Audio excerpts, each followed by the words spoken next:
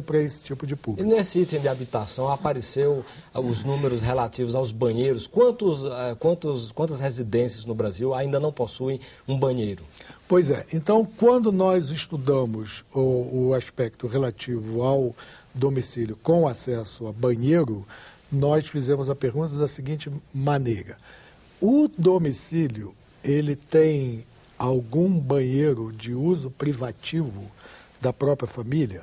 Se sim, esse banheiro ele pode estar localizado tanto dentro da própria casa como fora. É claro que esse conceito usado pelo IBGE é um conceito muito, eu diria, favorável a uma resposta positiva. Por quê? Porque mesmo que seja do lado de fora, que seja apenas um buraco onde o indivíduo possa fazer as suas próprias necessidades, do ponto de vista higiênico e sanitário, não necessariamente todos esses domicílios eu poderia classificá-los como condição sanitária de habitação muito adequada. Mas ainda assim, ele vai dizer, tenho sim. Consequentemente, o saldo que eu tenho da população que não tem no seu domicílio algum tipo de banheiro representa apenas aqueles que nem essa natureza encontra. E aí, onde é que eu vou encontrar?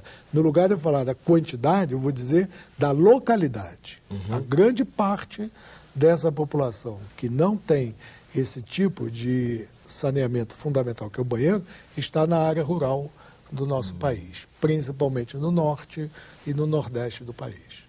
Questão da Previdência Social, o que é que foi identificado pelo Censo 2010? O Censo 2010, ele já com esses primeiros resultados, ele já está mostrando que Brasil virá daqui para frente. Tendo em vista o fato de que, como nós vimos, uma redução da taxa de fecundidade, quer dizer, o estreitamento da pirâmide, o aumento da longevidade da população brasileira, está aumentando a proporção de pessoas idosas que o Brasil tem, e esse processo é irreversível para os próximos anos. Então, o contingente de brasileiros com mais idade haverá de crescer daqui para frente. Dando dois números, nós já temos no Brasil quase 24 mil pessoas com mais de 100 anos de idade. Nós temos quase 500 mil pessoas com mais de 90 anos de idade. Então, se temos tantas pessoas com mais de 100, com mais de 90 e outras tantas com mais de 80, significa dizer que, do ponto de vista contábil e matemático e atuarial do sistema previdenciário, o que eu hoje tenho no Brasil é a necessidade do indivíduo contribuir 30 ou 35 anos para o sistema previdenciário para ter benefício. Mas quando esse sistema foi criado, estabelecendo a condição de 30 ou 35 anos, era no Brasil em que nós tínhamos uma expectativa de vida de 40 anos. Então, uma expectativa média de vida de 40 anos, ter um sistema previdenciário com contribuição média de 30, ele é, por definição, superavitário. Agora, quando a expectativa começa a crescer, há um desbalanço entre quanto tempo você contribui e quanto tempo você usufrui. Esse mecanismo vai ter que ser repensado no Brasil. Isso é um problema? Claro que não. O problema era quando a expectativa de vida era só de 40, onde as pessoas morriam muito cedo. Então eu enfrentei aquele problema, fiz o brasileiro viver viver mais. Se esse brasileiro vive mais, eu não estou lidando com o problema, eu estou lidando com a solução de um velho problema. Só que a solução de um velho problema me traz desafios. Qual é o desafio de hoje? É como pensar o Brasil daqui para frente. Como eu posso ter uma sociedade vivendo em média 70, 80 anos, que é a tendência do Brasil, e ter um sistema que dá a você a oportunidade de contribuir apenas 30 ou 40, 35 anos, apenas por quê? Porque você vai viver 80. Não é apenas quando você vivia 40. Agora você vive 40 anos a mais, 30 anos a mais, e o sistema previdenciário é o mesmo. Vamos fazer um paralelo, e eu citei várias vezes exemplo de analfabetismo e outras variáveis com a França. A França é um país que tem uma expectativa de vida de aproximadamente 80 anos de idade, com um sistema previdenciário que é vocacionado para oferecer ao idoso e ao aposentado todos o atendimento que ele precisa, e é um dever do Estado, e se olharmos países como a França, desde a Segunda Guerra Mundial e da Primeira Guerra Mundial, quantos cidadãos deram a sua própria vida e a sua saúde pelo país lutando na guerra, e depois, então, o sistema previdenciário foi criado para atender esses indivíduos, muitos deles ou mutilados pela guerra ou perderam familiares pela própria guerra. Então, o chamado estado de bem-estar não é produto de uma boa vontade de um estadista, não. É produto de uma dívida do Estado com a sua população, pelo que se passou, principalmente na Europa, com a Primeira e a Segunda Guerra Mundial. E foi criado o sistema previdenciário. Aquela geração que foi atendida por esse sistema previdenciário é a que hoje está no topo da pirâmide etária. E os que estão envelhecendo a partir de agora vivem muito mais e não podem, como foi feito na França, ter o mesmo sistema previdenciário.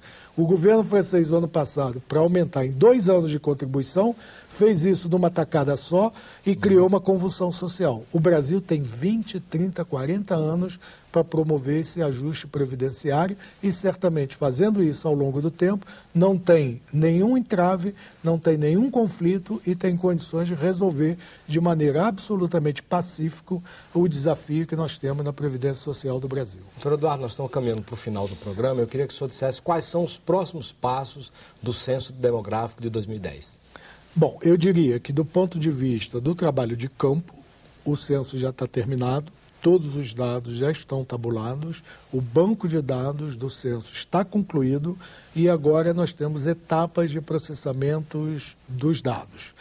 E o que nós faremos é uma divulgação da malha, do mapa, de todos os 316 mil pedaços que nós dividimos o Brasil para fazer o recenseamento. Então, vamos fazer uma distribuição do mapa e com informações neste mapa das características de aglomerados de população de cerca de 300 domicílios em cada grupo. Não dado individual, mas para conjunto de 300. O IBGE nunca divulga dado individual.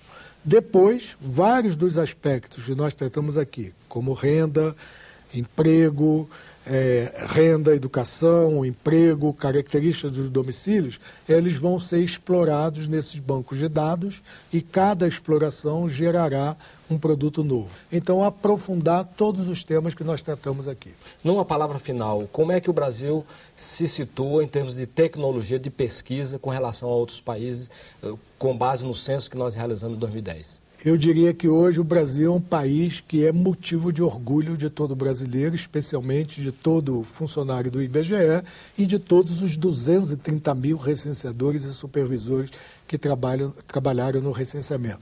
O censo do IBGE foi um censo totalmente digital. Todas as etapas do censo não requereram nenhum tipo de trabalho analógico ou de papel. Está disponível para a população brasileira e teve um impacto na comunidade tecnológica e estatística mundial tão grande que deu ao IBGE, no início desse ano, um prêmio mundial fornecido pela Unesco como uma das 10 maiores inovações tecnológicas introduzidas no campo da gestão e inovação tecnológica, tecnologia de informação e informática. A combinação de todos esses processos numa operação gigantesca como foi o censo, deu ao IBGE um prêmio que orgulha todo brasileiro. A série especial Retrato do Brasil fica por aqui. No programa de hoje você acompanhou detalhes sobre o que melhorou na vida dos brasileiros na última década, segundo a avaliação do Censo Demográfico de 2010, apresentada pelo presidente do IBGE, Eduardo Pereira Nunes. Se você tiver críticas ou sugestões ao nosso programa, entre em contato conosco pelo nosso portal www.senado.gov.br/tv. Você poderá também fazer download ou cópia deste e de outros programas da TV Senado. A você que acompanhou a série especial Retrato do Brasil, nosso muitíssimo obrigado pela sua audiência e até a próxima oportunidade.